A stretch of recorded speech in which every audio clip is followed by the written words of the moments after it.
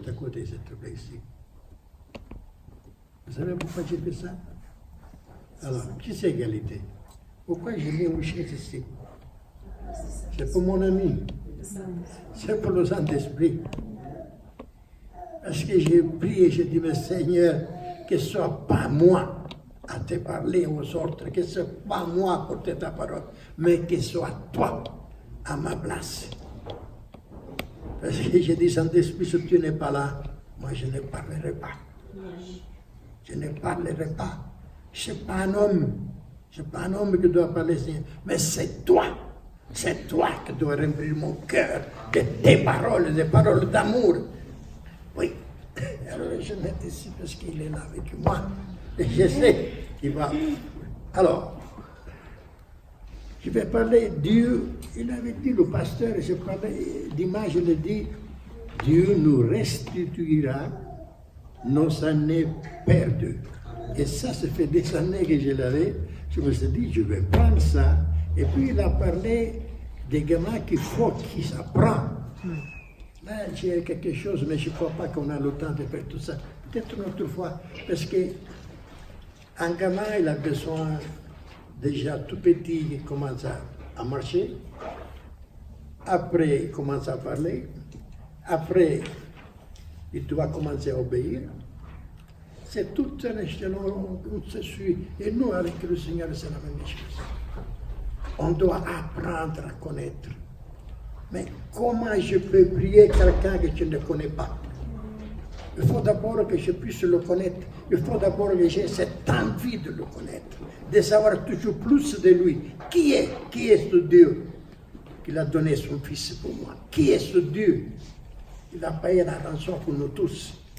Et alors on doit avoir cette envie de dire, mais Seigneur, parle-moi de toi. Souvent je dis, Saint-Esprit, parle-moi de Christ. Parle-moi de lui, apprends-moi. J'ai soif et faim de savoir toujours plus. Il ne faut jamais se contenter de ce qu'on a reçu du Seigneur. Jamais. Il faut toujours demander plus. Seigneur, je veux plus. Qu'est-ce que tu m'as donné? Je veux plus. Je veux connaître la profondeur de ton cœur, Seigneur. Je veux vivre avec toi. Ça, c'est la prière. C'est que notre cœur soit ouvert à lui. Si le cœur n'est pas là, ça ne sert à rien. Il faut s'ouvrir. Je vais passer ça parce que autrement, je me perds avec. Alors, il y a Joël, c'était un prophète. Dans Joël 2, 25, alors, Joël chapitre 2, verset 25. C'est après Osée.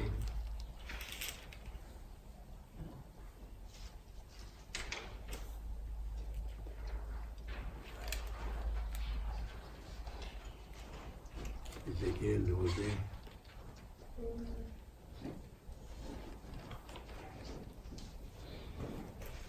Joël chapitre 2, verset 25. Ça c'est le Seigneur, l'amour qu'il a. Tu vais aller. Je vous restituerai les années qu'ont dévoré la sauterelle, le grillon, le criquet et la chenille. Ma grande armée que j'ai envoyée contre vous. Là, c'est quand le peuple de Juda, je crois que c'était, il s'est révolté, il a aimé des idoles. Alors le Seigneur a envoyé une armée contre. Il n'était pas avec eux, mais il était contre eux. Et il nous parle de ces sauterelles, de ces criquets, mais tout ça, ces sauterelles, ces péchés, c'est notre incrédulité. C'est notre manque d'amour, c'est cette confiance de ne pas donner au Seigneur l'amour qu'on doit lui donner. Il y a différentes choses, jalousie, hypocrisie, ça c'est tous des sauterelles qui vont dévorer notre vie. Alors, c'est des grillons du péché. Mais il y a une chose extraordinaire, mais Dieu, mais des fois je dis, mais Seigneur, mais tu as décidé vraiment, mais c'est décidé merveilleux, mais c'est toujours pour notre bien. Mais il sait tout, c'est pour ça que je dis que notre entendement ne peut pas être comme le sien, notre pensée ne peut pas être comme la sienne. Alors, il dit, qu'importe la durée des temps, ça peut être 30 ans, ça peut être 3 mois, ça peut être 10 jours. La durée que nous avons marché avec Christ. Et lui ne regarde pas la durée. Mais qu'est-ce qu'il regarde et dit? Dieu peut et veut remplacer tous les années que nous on a perdus. Il veut, non, d'abord il dit qu'il peut, mais il veut remplacer tous les années que nous on a perdus. Pensez un peu comme on était avant. Toutes ces choses du monde qu'on s'est blessé, tout ça. Mais le Seigneur a dit, maintenant ne fais pas. Du moment que tu es à moi j'enlèverai tout ça.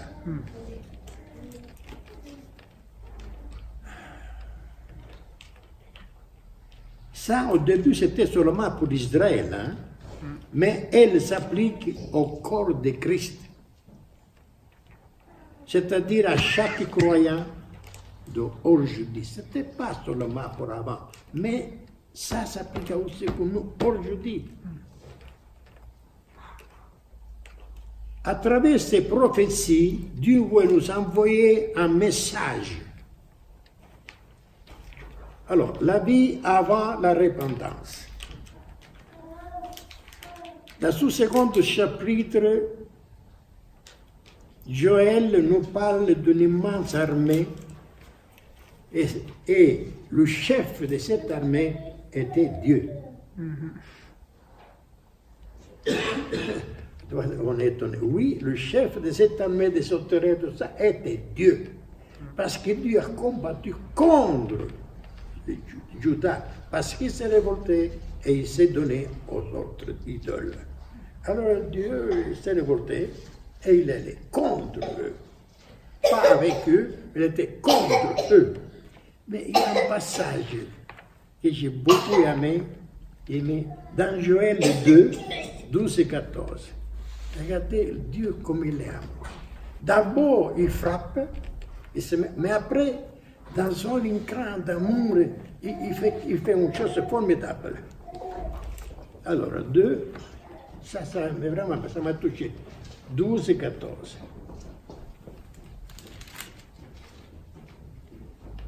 Il dit, maintenant encore, oracle de l'Éternel, revenez à moi.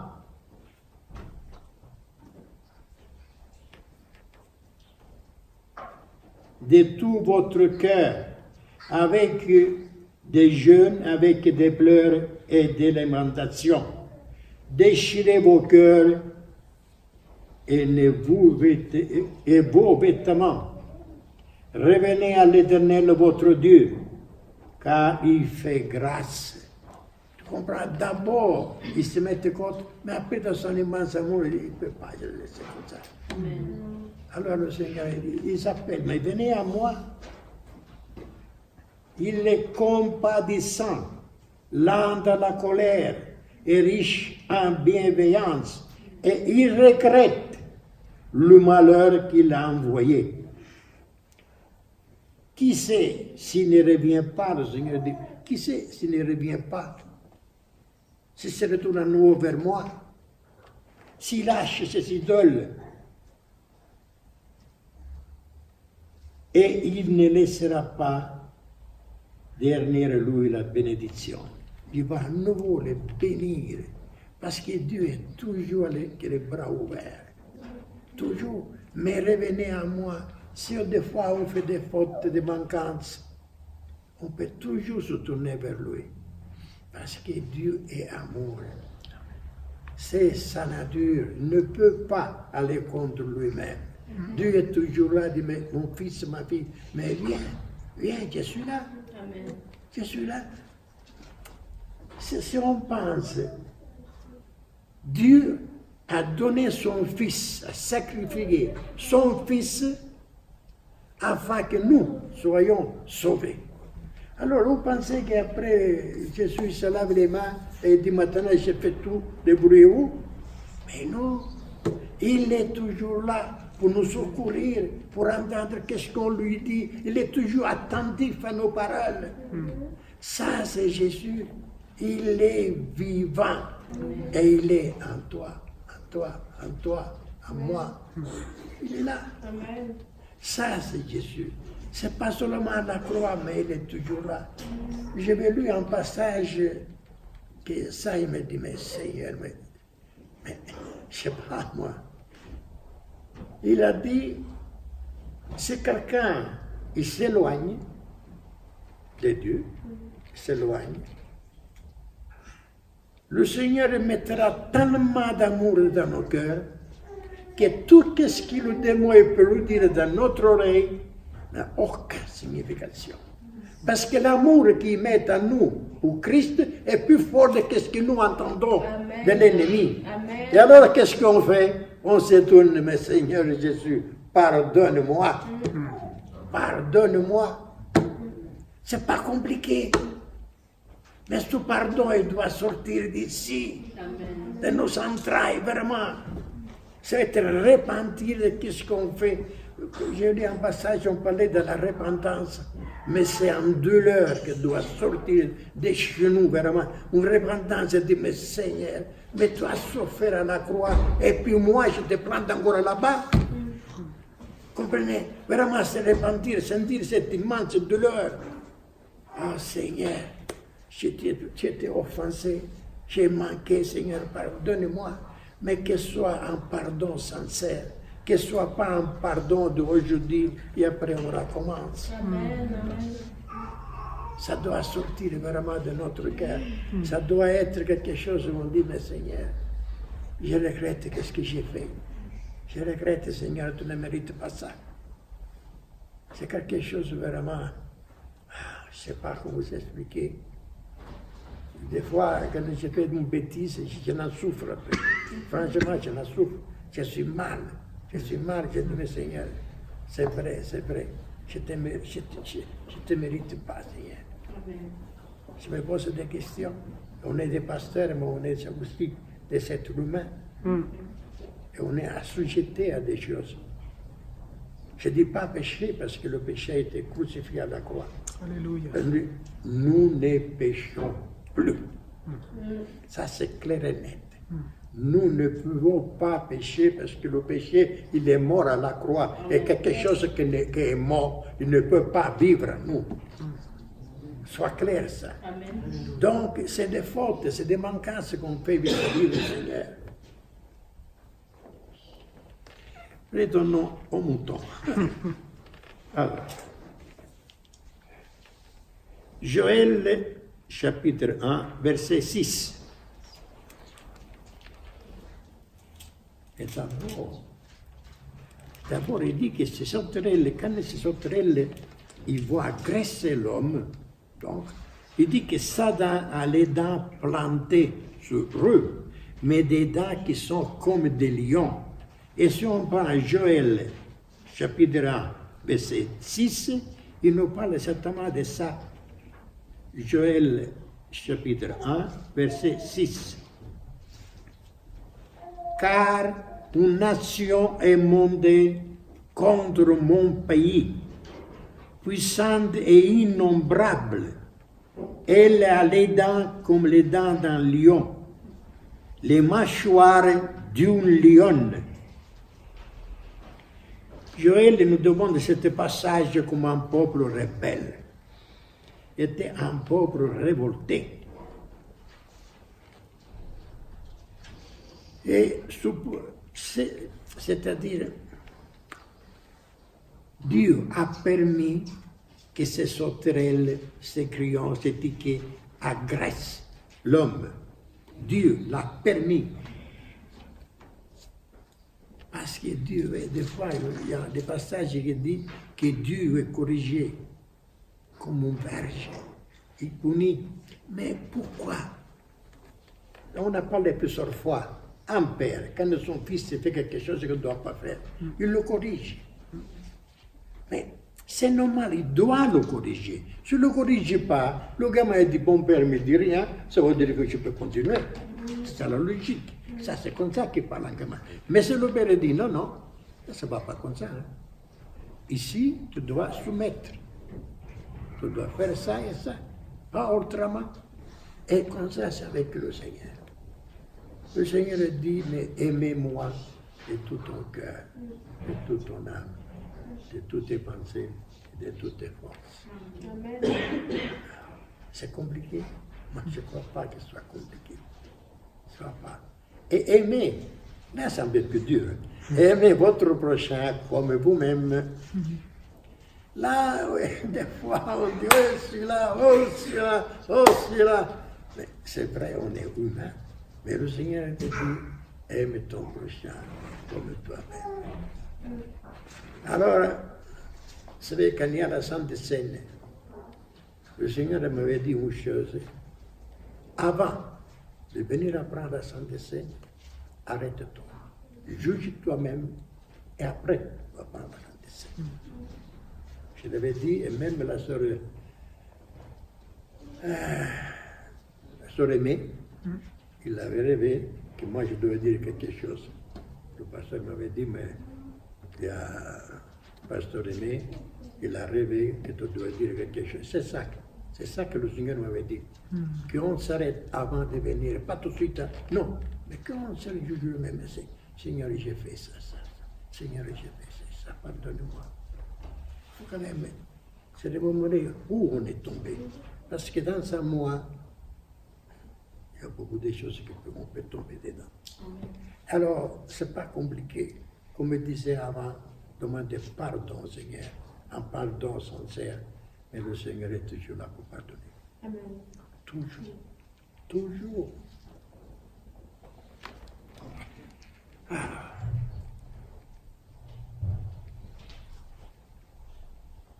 Cette armée, il dit que personne ne pouvait la détruire.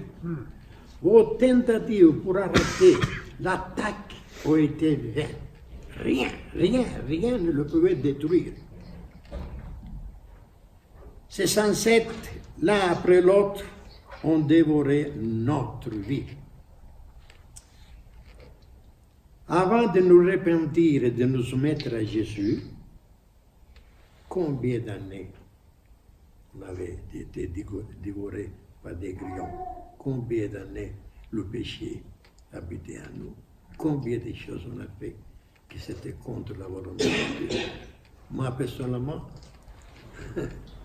enfin, il est venu une sœur vers moi et il m'a dit, j'aimerais entendre ton passé.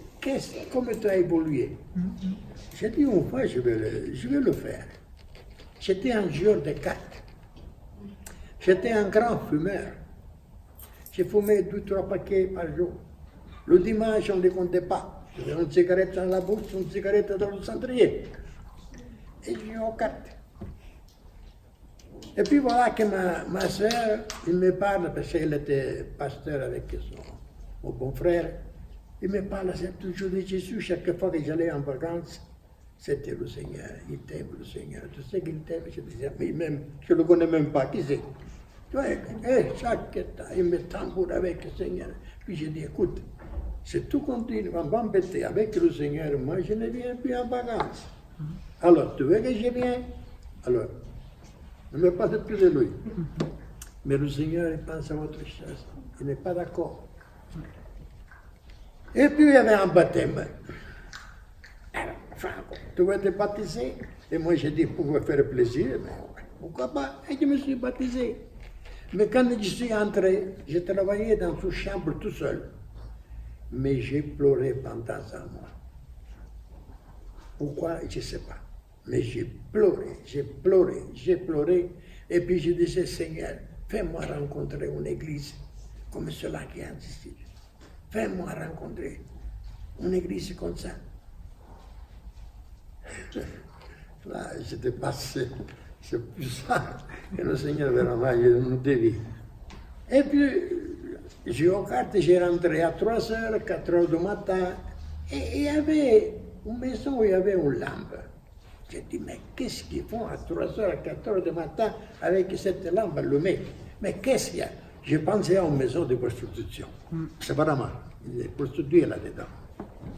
Puis un bon jour, le scooter il s'arrête juste devant. Avec pas de moyen de le mettre en marche, rien faire. Alors je me suis dit, je vais regarder, voir qu'est-ce que c'est. Je me suis approché, église évangéliste. J'ai dit, mais si, Seigneur, je vais quand même aller. Et puis j'ai dit à Mamontier, tu sais, il y a une église, j'aimerais aller voir qu'est-ce que ça donne. Et je suis allé, et je me suis mis derrière. J'avais le mur derrière. Mais j'ai senti 2 mains qui me touchaient tout le derrière, tout, mes 2 mains là-bas. J'ai dit, mais qui c'est qui me touche? Je me suis tourné, à nouveau ces mains. Et j'ai commencé à comprendre. Mais avant, on était en Sicile, mais c'est vraiment le Seigneur. Vous savez, je suis passé, j'étais avec des gens qui avaient des pistolets dans la poche, des couteaux, et j'ai joué avec. J'avais 15 ans, et j'ai joué avec un gars que tout le monde avait peur de lui. Quelqu'un qui avait peur de lui. Que s'il savait que j'ai triché, il m'aurait tué, quoi. Mais qu'est-ce qui c'est que toutes les personnes qui étaient là-dedans, ils savaient que j'ai triché, mais il n'y a pas un qui allait vers lui et lui dit, hey, celui-là, il triche. Mais tu vois, c'est des choses que j'ai dit, mais Seigneur, vraiment, tu m'as protégé toute ma vie. Toute ma vie m'a protégé. Tellement de choses sont passées dans ma vie que maintenant j'ai compris. Maintenant, c'est un moment que j'ai compris vraiment le Seigneur m'a protégé. Alors, une fois que je suis entré à la main, encore, on était dehors, il y avait une immense tente. Et puis on prêchait la parole. Puis il y avait le pasteur qui disait, j'attends quelqu'un qui s'approche. J'attends toujours quelqu'un qui vienne. Et je me suis dit, mais celui-là, c'est moi qui attends ou quoi? Dans ma tête, je l'attendais comme ça. Et puis, cette tante, ma soeur et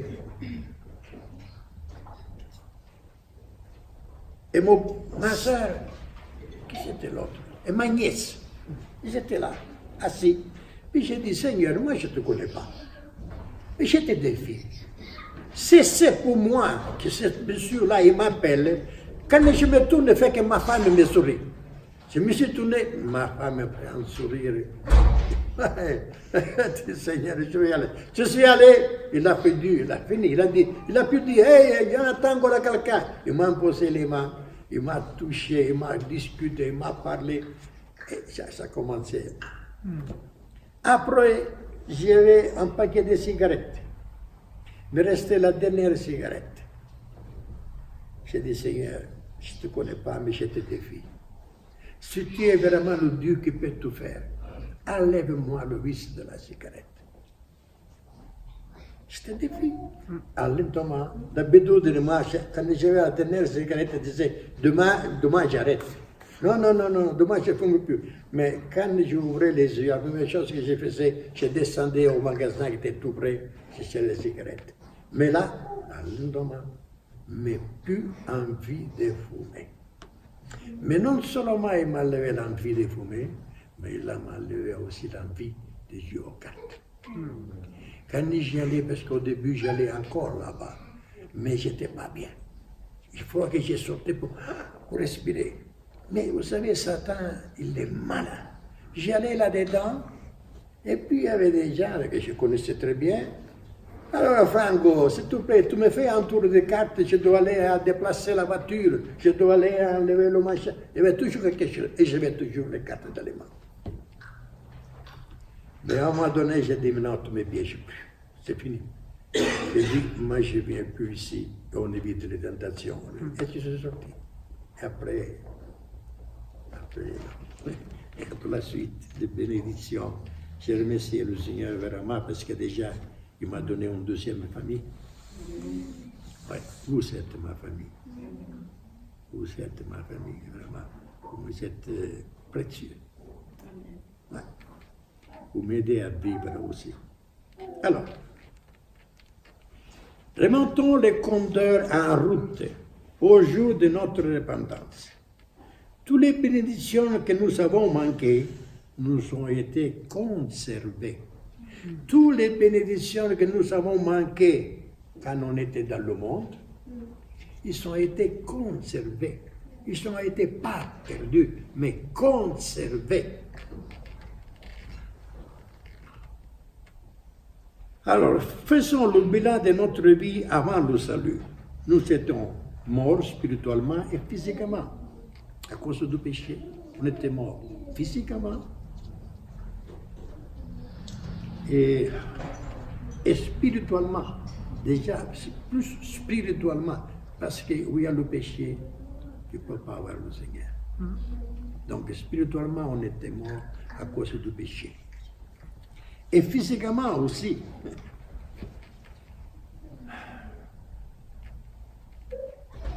C'est alors que nous avons rencontré Jésus. Joël 2, chapitre 2, versets 26-27. D'abord, il dit, « Je vous restituerai les années qui ont dévoré la sauterelle.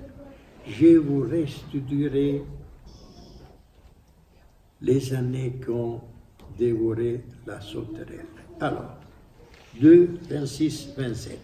Vous mangerez, vous vous rassasierez et vous louerez le nom de l'Éternel.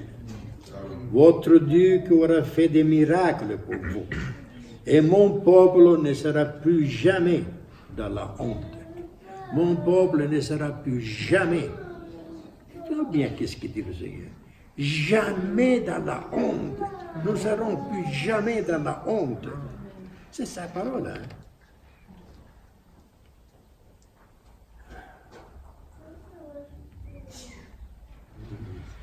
Vous reconnaîtrez que moi je suis au milieu d'Israël. Moi, l'Éternel, votre Dieu, et qu'il n'y a point d'autre. Il y a un seul Dieu. Vous voyez, quand il y a les musulmans qui disent, oui, on a le même Dieu. Même mon fils, lui, ne croit pas tellement. Il dit, mais papa, mais leur Dieu, c'est aussi ton Dieu. Et moi, je dis, non, leur Dieu, ce n'est pas mon Dieu. Parce que Jésus est Dieu. Et eux, ils n'ont pas accepté sur Jésus. Donc, on ne peut pas avoir le même Dieu.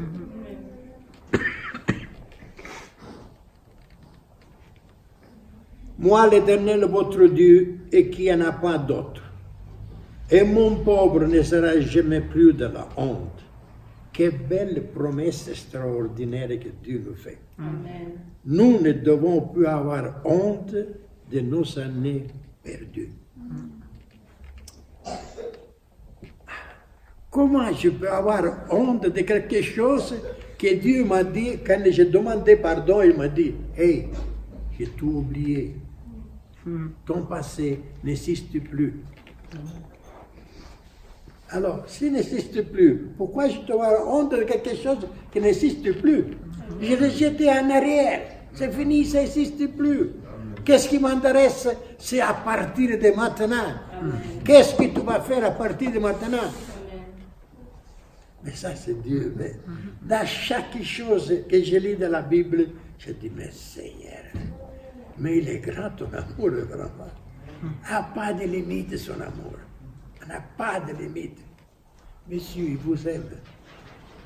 Il vous aime. C'est franchement, je vous le dis. Il vous aime. C'est comme ça, vous ne pouvez rien faire. Vous ne pouvez pas échapper à son amour. Mais c'est quelque chose que ça vous donne dedans. C'est comme un feu dévorant. Et ça vous donne la joie. La joie, une immense joie. Une joie qu'on n'a jamais vue. Ça, c'est Dieu. Il va vous toucher. Il va se révéler dans votre vie. Après, vous venez ici. Vous venez à témoigner. Qu'est-ce qu'il a fait le Seigneur pour vous? Comme il a changé votre vie. Il a révolutionné votre vie. Il va le faire. Je vous dis qu'il va le faire. Et moi, il va le faire. Soyez certains, sûrs. Quand nous entrons à la maison, je dis, j'ai Dieu qui m'a dit qu'il va me transformer. Je ne serai plus le même. Les choses du monde ne vont plus m'intéresser. Parce que je vais m'attacher à Christ. Je veux m'attacher à Christ. C'est comme le serpe et la feuille, et la branche. Il s'attache à qui la branche? Au serpe. Et nous, c'est la même chose. Nous nous attachons à qui? À Christ. C'est à Christ. On est attaché, boum, dedans, enraciné à lui.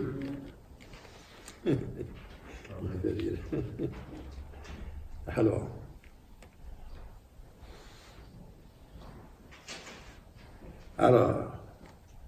après avoir pris conscience de nos fautes à l'égard du Seigneur, nous désirons rattraper ces années et non s'acquitter de notre dette envers lui. Et nous, s'acquitter de notre dette envers lui. Le Seigneur nous dit, alors, on dit, mais Seigneur, pardonne-moi pour ci, pardonne-moi pour ça. Et le Seigneur répond, tu ne peux pas payer ta dette envers moi. Ça, c'est Christ. Il dit, mon frère, tu ne peux pas payer ta dette envers moi. Tu ne peux pas, parce qu'on dit, Seigneur, qu'est-ce que je dois faire pour payer la dette? Le Seigneur dit, mais tu ne peux pas payer ma dette.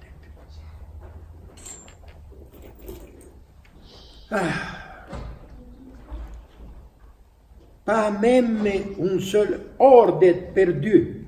C'est moi que je le ferai pour toi. Il dit, c'est moi qui le ferai pour toi.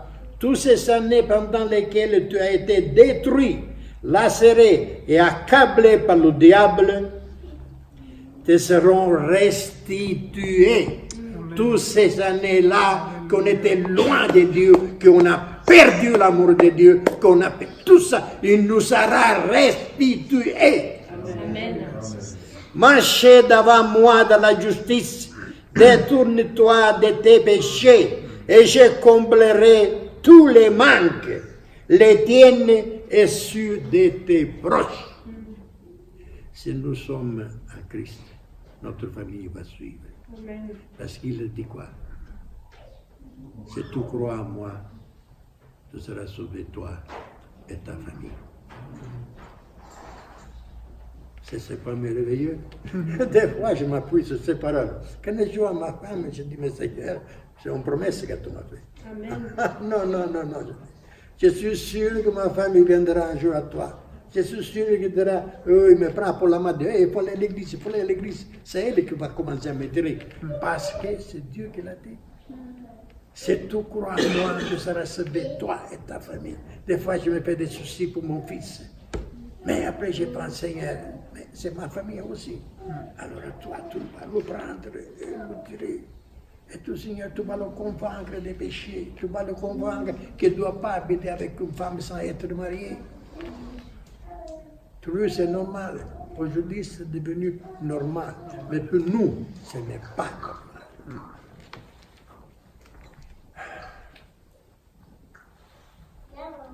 Alors, je suis vraiment à la première page. Alors, il dit qu'à présent, à cause de Christ, tout est nouveau. Amen. Du moment qu'on est une autre créature, du moment qu'on est mort à nous-mêmes, on est une autre personne. Alors, tout est nouveau, y compris le calendrier. Le Seigneur remonte au jour de la sauterelle. Il raye toutes ces années perdues et remet le compteur en route au jour de notre repentance. Tout, qu'est-ce qui s'était? Il mettait tout. Bon, non, attends, on met tout, on commence à partir de maintenant. On met tout à nous ici. Le passé, celui où il était, n'existe plus pour toi, le passé. Mais commençons à nouveau.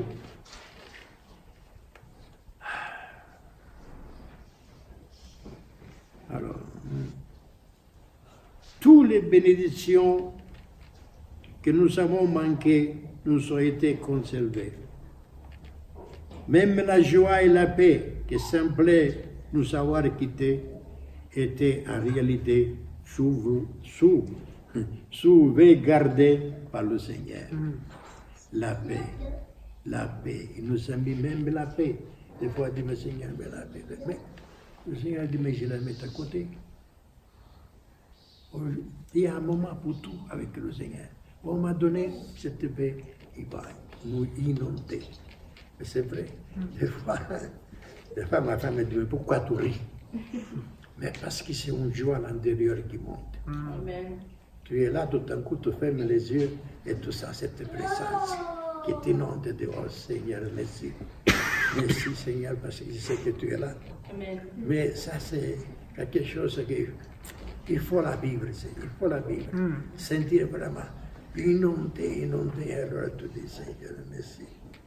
Je suis heureux, Seigneur, dans ta présence. Tu m'inondes de ton amour.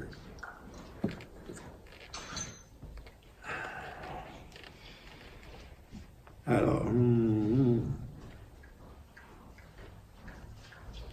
1 Timothée 2, chapitre 2, versets 3 à 6. 1 Timothée, chapitre 2, versets 3 à 6. Regardez qu'est-ce que dit le Seigneur. On y est. 1 Timothée, chapitre 2, versets 3 à 6.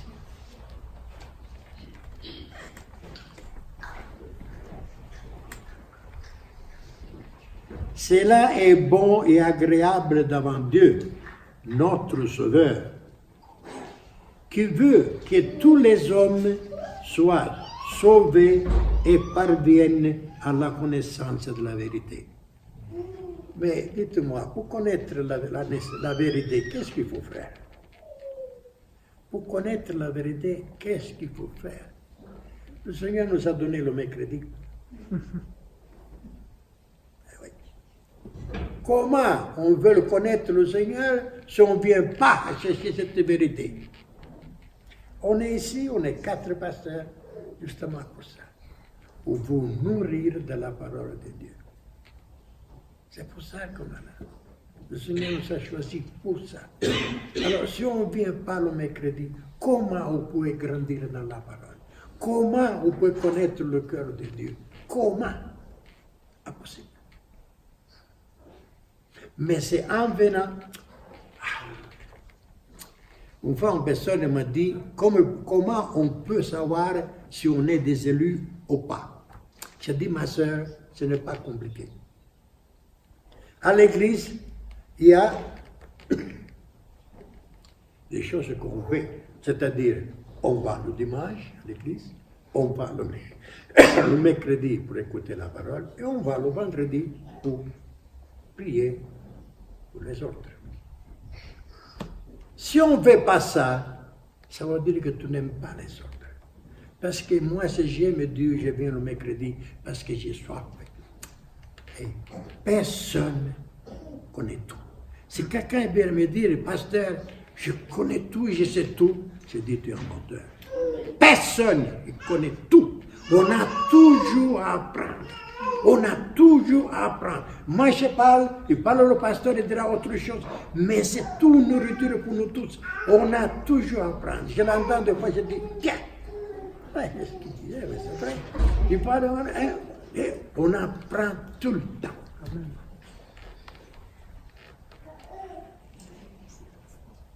Qui veut que tous les hommes soient sauvés et parviennent à la connaissance de la vérité.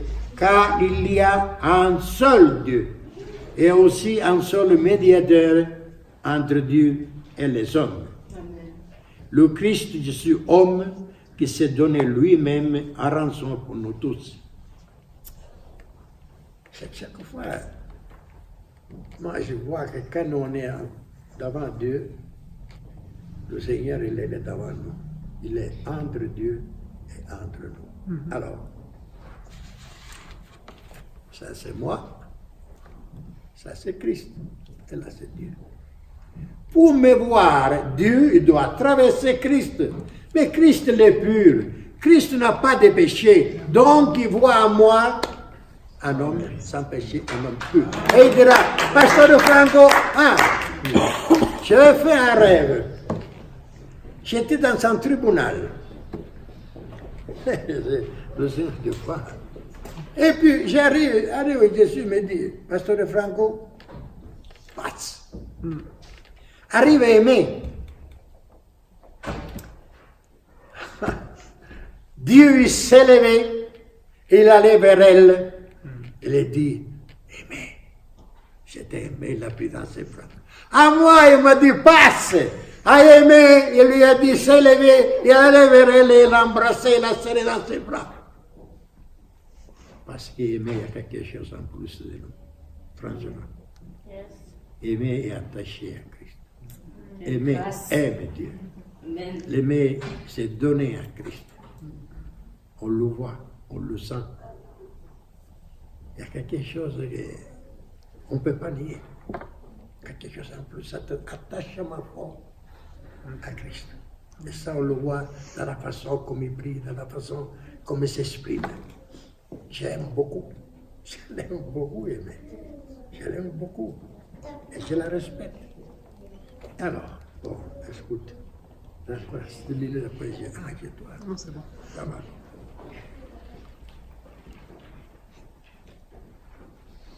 Alors, on était où? Timothée.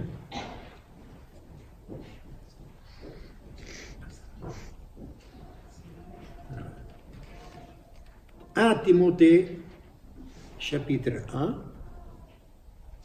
versets 14 à 15. 1 Timothée, chapitre 1, versets 14 à 15. Est-ce que quelqu'un peut le lire, s'il vous plaît?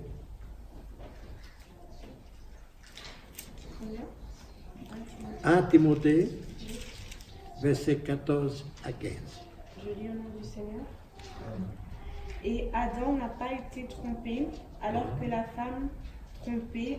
1 Timothée? Timothée 1 Timothée. Excusez-moi. Et la grâce de notre Seigneur a surabondé avec la foi et l'amour qui sont en Jésus-Christ. Stop. Il dit que la grâce de notre Seigneur a surabondé avec la foi et l'amour qui est en Jésus-Christ. Si on n'a pas la foi, on n'a rien. Nous vivons par notre foi. Ce n'est pas la foi que j'aime Dieu. Ce n'est pas la foi que. C'est pas la foi que je reconnais qu'est-ce qu'il a fait Dieu. C'est tout par la foi. Si on n'a pas la foi, on ne peut pas.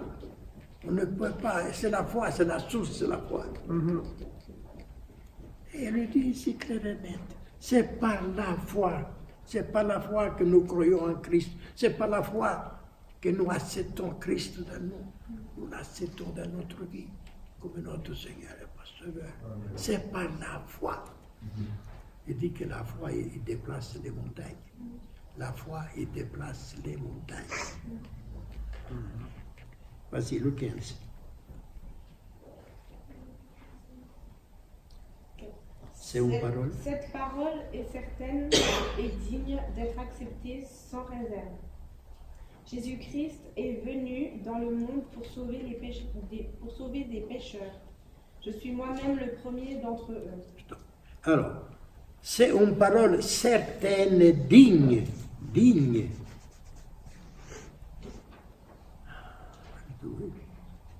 d'être entièrement reçu. Que le Christ Jésus est venu dans le monde. C'est une parole qui est digne. Comprenez, ça veut dire digne. Il n'y a pas d'autre chose, non, c'est comme ça. Et nous devons accepter ça. Il doit être digne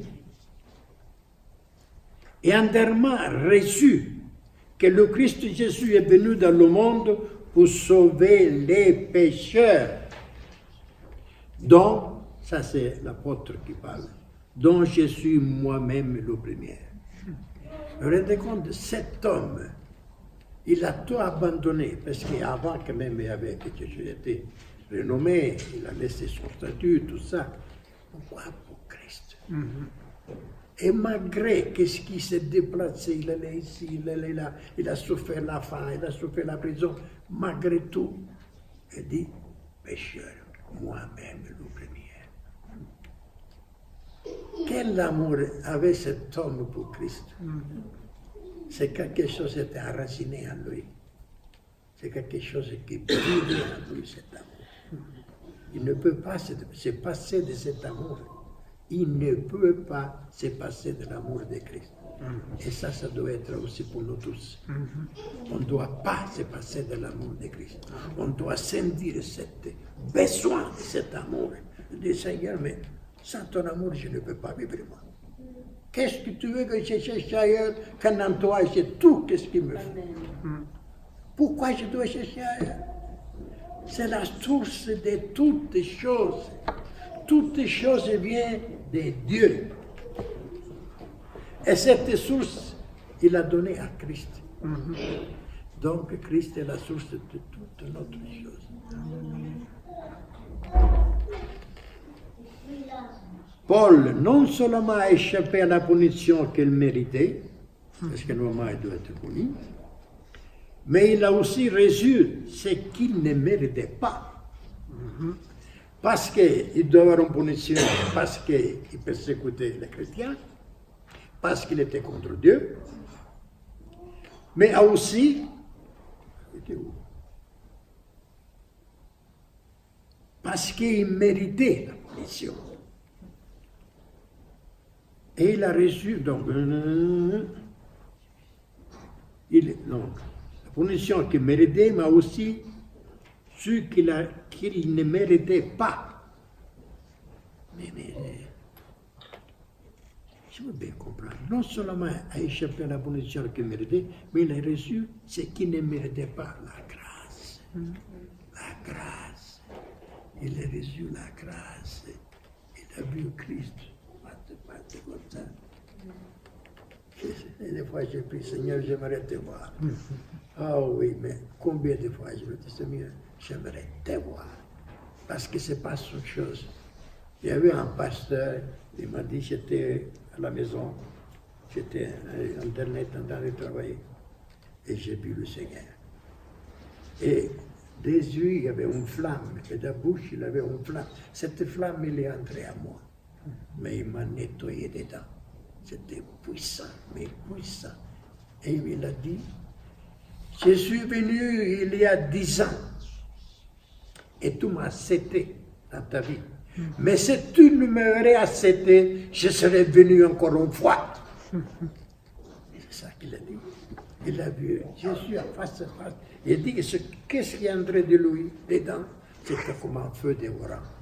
Il nettoyait tout ce qui n'allait pas. J'aimerais bien que Dieu nettoie tout ce qui ne va pas à moi. Il me dit, Franco, viens, passe. Allez, on fait tout ça.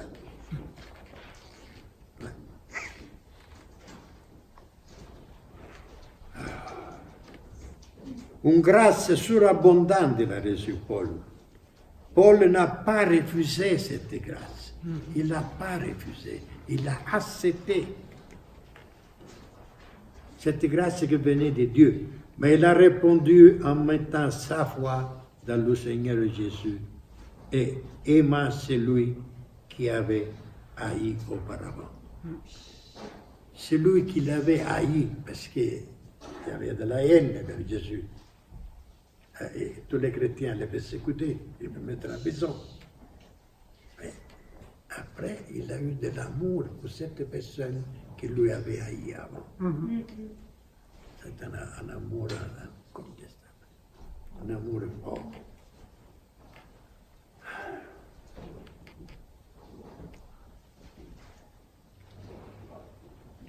Il a répondu en mettant sa foi dans le Seigneur Jésus-Christ et aimant celui qui avait auparavant haï.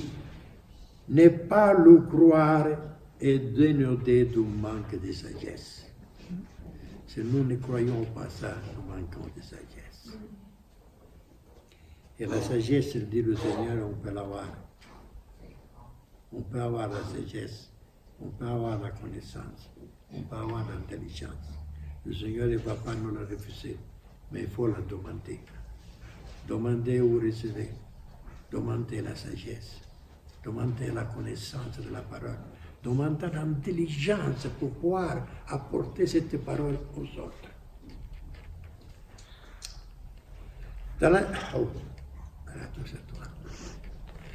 Dans l'Ancien Testament, nous apprenons que Dieu avait ordonné au peuple d'Israël de respecter une année sabbatique, c'est-à-dire une année sur 7.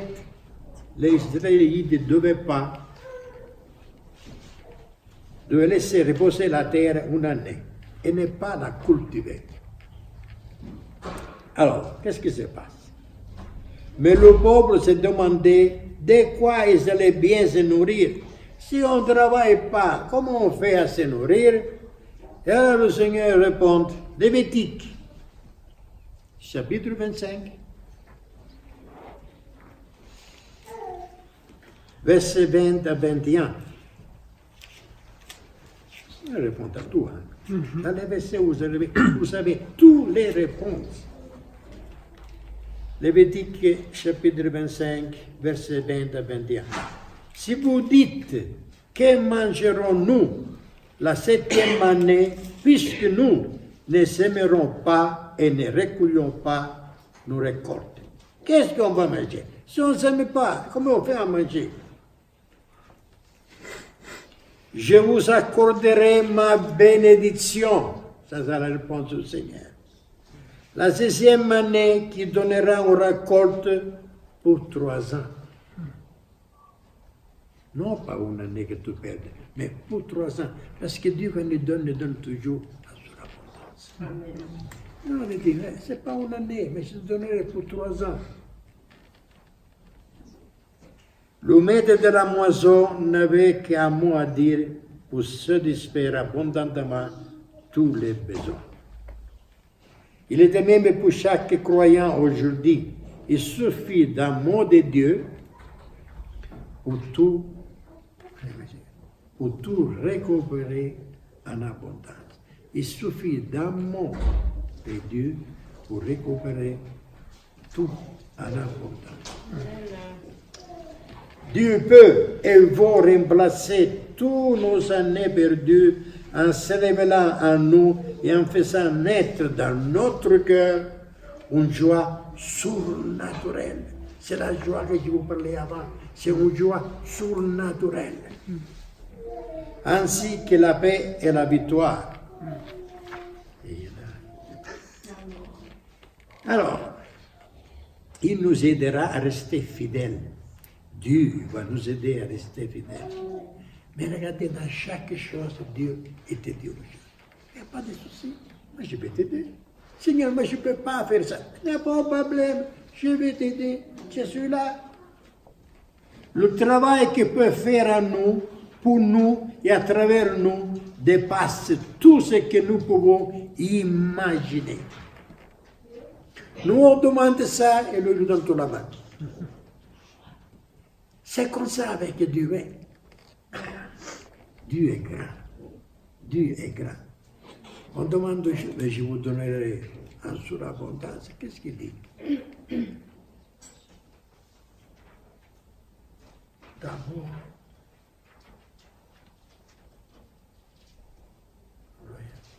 D'abord le royaume de Dieu, et après je vous donnerai encore plus de ce que vous avez demandé. Mais d'abord, c'est le royaume de Dieu. C'est-à-dire que nous aspirons à vraiment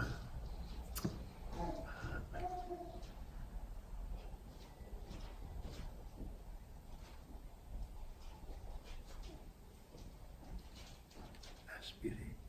Si vous direz vouloir le royaume de Dieu. Et moi je dis, mais Seigneur, regarde-moi. Ce n'est pas un moment. Et je ne me plains pas. Tout ce que j'ai fait à la maison, je le fais avec joie. Même le soir, je suis fatigué, vraiment fatigué. Mais le Seigneur a dit, ma foi, vous voyez, tout ce que j'ai fait souffrir à ma femme avant, parce que je n'étais jamais à la maison. J'allais toujours jouer aux cartes. Je partais le vendredi soir et j'entrais le lundi matin. Et elle faisait tout à la maison. Puis maintenant, c'est moi qui te fais faire. J'ai dit, Seigneur, merci parce que tu me donnes la possibilité de me rattraper. Amen. Voyez comment est le Seigneur. Il vous donne toujours la possibilité. Maintenant, elle ne peut pas faire. Déjà, et puis, elle n'a plus la force. Et moi, j'ai la force pour deux. Parce que chaque matin, je dis, Seigneur, tu es mon rocher. C'est toi ma force. C'est moi. C'est comme si je mettais la prise là et je me recharge. Autrement, je ne pourrais jamais, mais jamais faire ce que j'ai fait. Mais j'ai la force du Seigneur. Il n'y a aucun problème. C'est pas, je suis curé. Je dis non, non, non. Je suis bien. Alors, qu'est-ce qu'il nous dit ici? Hébreux, chapitre 13, versets 5 et 6.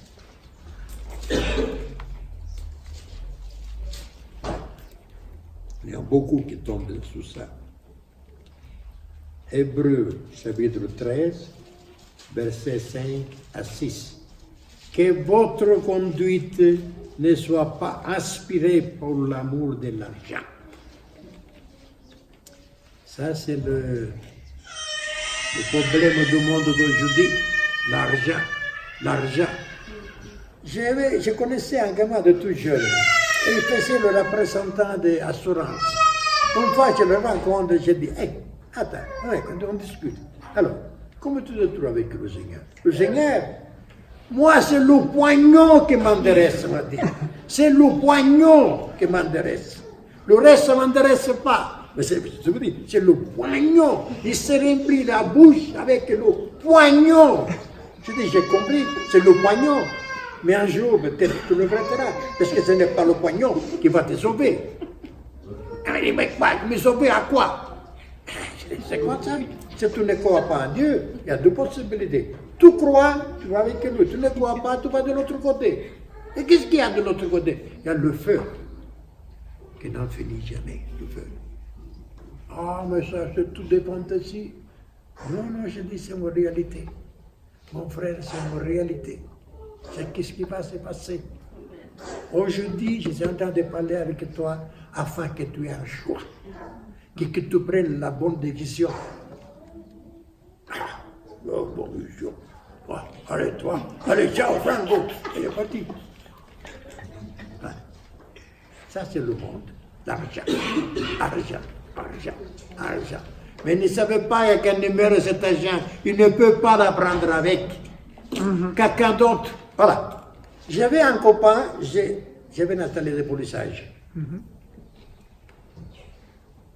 Et puis j'avais un ami, je dis, bon, viens travailler avec moi, il avait besoin. Je dis, viens avec moi. Et je l'ai fait même associé, sans mettre rien. Je dis, viens, pas d'importance à l'argent pour moi. Associé. Il a travaillé toute sa vie, sans arrêt, des heures supplémentaires, des heures supplémentaires. Je disais, Antonio, arrête. Ça ne sert à rien tout ça. Non, c'est pour mon fils. Après, parce qu'il est mécanicien, je vais faire un garage, le plus grand du pays, que tout le monde doit savoir, Stognolo, le plus grand. J'ai dit, arrête. Quand son fils est parti à la maison, en Sicile, il avait cet immense garage. Qu'est-ce qu'il a fait, le fils? Il a tout vendu. Il a pris un petit magasin de fruits, de verdure, ce machin comme ça. Donc, tout ce qu'il avait fait, le père ne servait à rien du tout. À rien du tout. Tous ces châteaux qu'on fait, on travaille pour le fils, on travaille. Non, non. Le fils, quand il sera grand, il peut voir lui-même.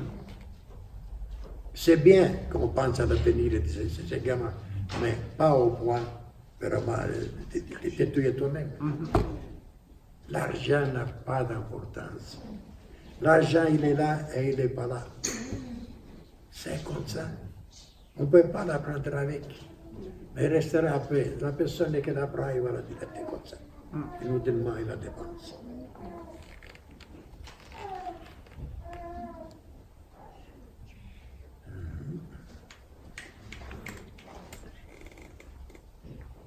C'est pourquoi nous pouvons dire avec courage, le Seigneur est mon secours. Je n'aurai pas de craindre. Que peut me faire un homme? Si on est dans la main de Dieu, qu'est-ce qui peut nous faire un homme? Personne ne peut nous arracher dans la main de Dieu.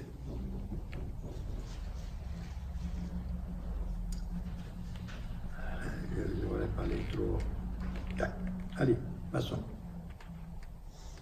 Dieu appelle de maintenant un peuple qui ne vive pas pour ce monde, mais qui soit chaque matin attentif à l'appel et consacré à lui. Le Seigneur est toute notre vie. Le Seigneur est toute notre vie. Sans lui, on n'a plus de but. On n'a plus de signification dans le monde. Qu'est-ce que je peux faire sans Dieu? Je n'ai plus aucun, rien. Mon but, c'est Christ. Si on m'enlève ça, il ne restera plus rien. Je serai malheureux. Amen. Je serai malheureux. Voyez-moi, je serai malheureux. Ouais.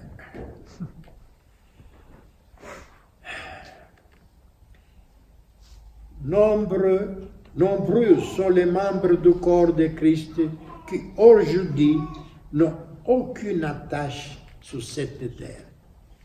Nombreux comme nous ici, on n'a aucune attache avec cette terre. Vous pourriez leur enlever le travail, la maison, le compte en banque, tout vous pouvez lui enlever. Il ne continuera pas, moi, à aimer Dieu. Malgré que tu enlèves le travail, tu enlèves sa femme, ou son fils, ou sa femme, ou tu enlèverais tout l'argent qu'il y a à la banque, malgré ça, ces hommes continueront à aimer Dieu. Parce que c'est tellement d'amour qu'on a pour Dieu que les autres choses, il n'y a aucun sens. Qu'est-ce que disait Paul? Qu'est-ce qui m'intéresse? Ne m'intéresse pas. Comme disait, c'est de le mot qu'il a utilisé. Tout ce qui c'est comme de la boue. Comme de la boue. Aucun valeur pour lui. Aucun valeur. C'est quelqu'un qui dit, je te donne tout l'or du monde, mais tu refuses Jésus. Il dirait, dis donc, ça ne va pas, dedans. Mais Jésus ne vole plus de l'or. Il n'y a pas de prix d'amour de Christ.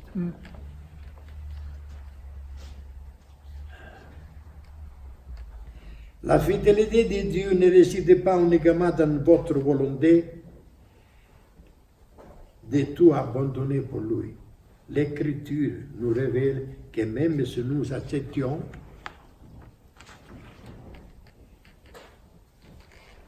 il nous rendra semblable à son corps glorieux.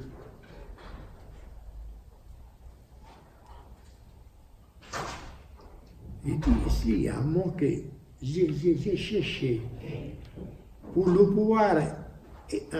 Il est encore glorieux par le pouvoir efficace qu'il y a d'assujettir toutes ces choses. J'ai creusé pour chercher, mais qu'est-ce qu'il me dit quand il dit assujettir toutes ces choses? Il peut sauver. Vous prenez Hébreux 7, 25. C'est pour cela aussi qu'il peut sauver parfaitement ceux qui s'approchent de Dieu par lui, étant toujours vivant pour intercéder en leur faveur. Il peut secourir. Hébreux 2, 18.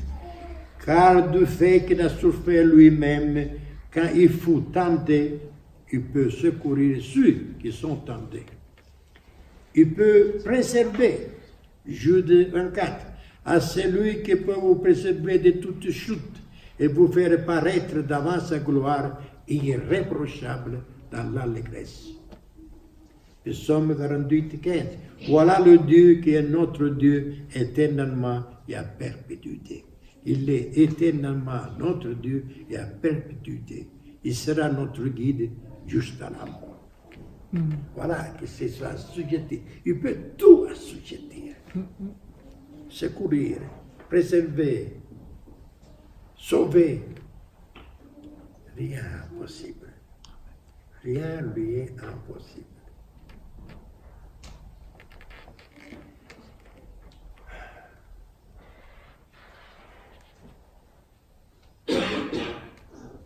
Paul n'était jamais satisfait de sa condition spirituelle. Il ne pensait pas à être arrivé, mais il n'avait qu'un seul but, un seul objectif, remporter le prix de la vocation céleste, c'est-à-dire de Dieu en Jésus-Christ. Ça, c'était son but. Il ne cherchait pas l'argent, il ne cherchait pas la notoriété, il ne cherchait pas ça. Son but, c'était de gagner le prix céleste, pour le royaume de Dieu. Quel homme merveilleux. Des fois, on lit ce poème, parole de Paul, mais c'est vraiment merveilleux le changement qu'il y a eu dans cet homme. Il était comme ça, il est devenu comme ça. Il était ténèbres, devenu lumière. Maintenant, on arrête, hein? Je ne vais pas vous bourrer la tête. Amen. Remercions maintenant le Seigneur pour cette grâce qui nous a fait de venir ici pour écouter sa parole.